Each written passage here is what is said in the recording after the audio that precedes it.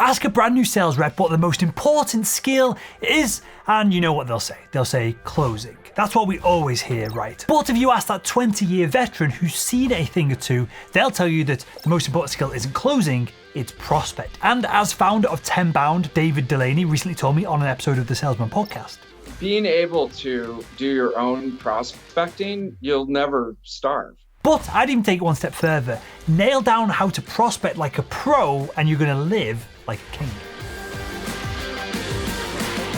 Hi, my name is Will and I make selling simple. Now, today's video is all about prospecting, and I'm going to take you through one of our most important frameworks that we have over at salesman.com Academy. It's called the Prospect List Building Framework.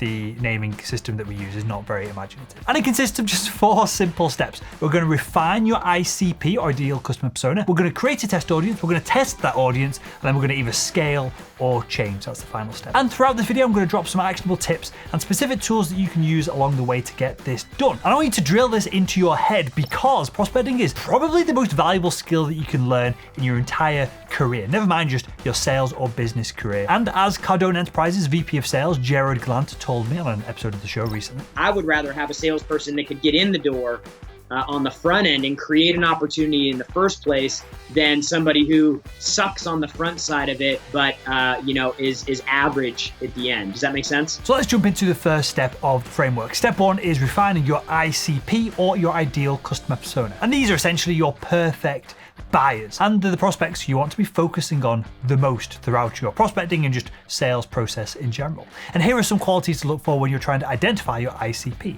They are the easiest to close. They have a pain point that you solve. They understand your product's value. They offer the fewest objections when you do engage with them, and they are urgently ready to buy. All of these attributes lead up to 1, a shorter sales cycle, 2, higher profit margins, and 3, for you, importantly, right, as this person in the trenches, the salesperson engaging with your prospects, number 3, an easier, less stressful sales process for you and for them as well. Now, identifying your ICP takes a little bit of work, but you can start by looking at your past customers who had the shortest contract to sales cycle. From there, you can bring in more data points by considering how large the sale was, because obviously we want to do bigger sales rather than smaller ones. We can look at whether they became repeat buyers and if they provided a glowing testimonial or even a referral for you to get more business through the door. And for an even more in-depth dive into your ICP, make sure to check out our value proposition design framework and video that I'll link below this video. Okay, so once you've got about 20 to 40 past customers that fit this categorization, it's time to figure out what have they got in common with each other. To do that, we're going to list out 7 components for each of our 20 to 40 ideal customer personas,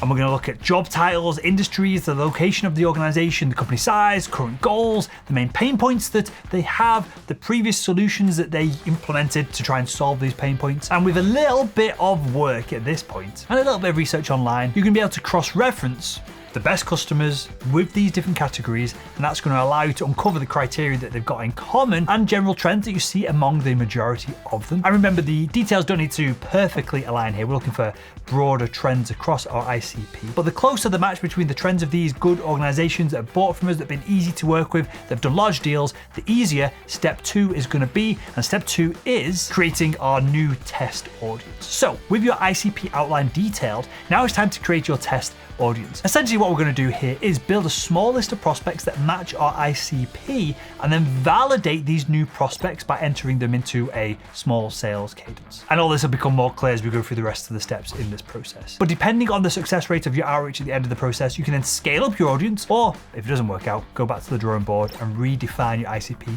until you get better results. Because we don't want to build a list of potential customers that then we reach out to and they don't reply to us, because it was a waste of time creating the list, sending out the messages, and a waste of their time going through their inboxes and deleting them as well. So the question is, how do you build this list of companies that look similar to our ideal customer persona that we identified in the first step? And the answer to this in the age of internet selling is LinkedIn Sales Navigator. LinkedIn Sales Navigator is a great tool, and just so it's out there, they've sponsored our content, podcasts and stuff in the past, but I use it myself every single day. This tool allows you to plug in the details, the criteria that we outlined in step 1 of your prospects, and then it'll populate a whole new list of potential customers based upon the data that you put it. And because it's based on and built upon the largest professional network in the world, you're never going to run out of sales leads. So for new or unvalidated ICPs, so you've just done this first step and you never worked on this process in the past,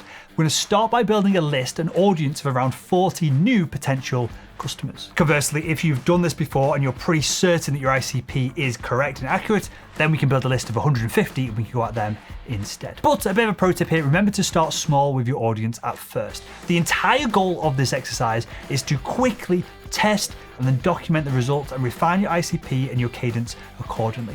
The bigger the audience that you go after, or the broader the categories and the trends within your ICP, the longer this whole process is going to take and the less refined you're going to be at the end of it. But don't worry, once you get your ICP right and then you can build prospecting lists based upon it over and over and over, we can scale this up over time. So there's the opportunity to do tons of outreach, but let's get it right in the first instance so that we're scaling good rather than getting it wrong and then we start scaling crap.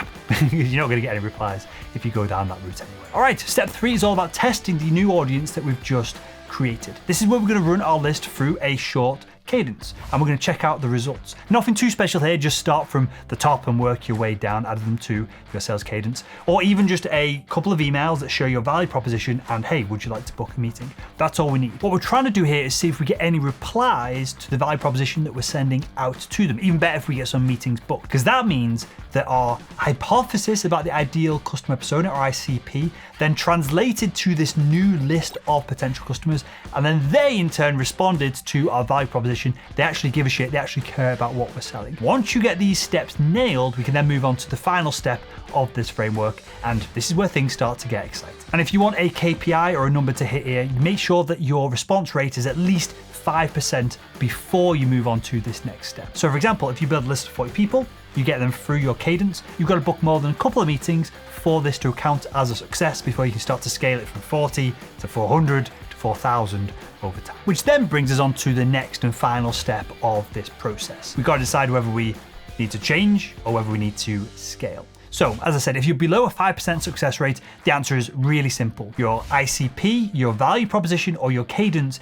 is not a good fit. You need to get your head down, you need to go back to the drawing board. Have a think about what other similarities that your ideal buyers had that your ideal prospects that you built your list on perhaps didn't. What can you test? What other trends are there that you can implement? And how do we get replies to our messages? And the cool thing is that you start to build a feedback loop here. So let's say you did get that 5 to 10 to 20% response rate on your ideal customer persona when you emailed them your value proposition in the test element of this framework. Well, look at the people who replied. What job titles do they have? What industries are they in? Describe them, write down the trends that you see in the people who you reached out to and got a response from, then feed that back into the top of the process and find more and more of those people. The goal is to narrow all of this down and niche it down over time so that you know, to a reasonably high probability, that when you reach out to people who have these 5, 6, 7 different criteria points, you're more likely than not going to get a response. Make a new hypothesis, jump back on that horse, test again, and keep iterating until you hit at least a minimum of a 5%